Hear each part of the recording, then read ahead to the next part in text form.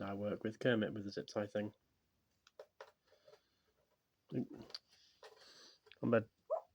I'd rather you take zip ties than my hair.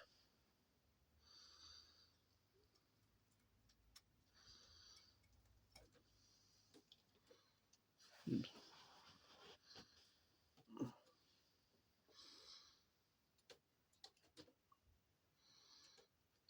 There you go.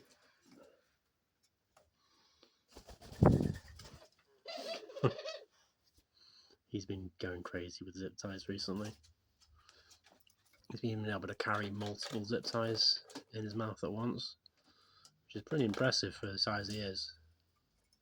Pretty darn impressive.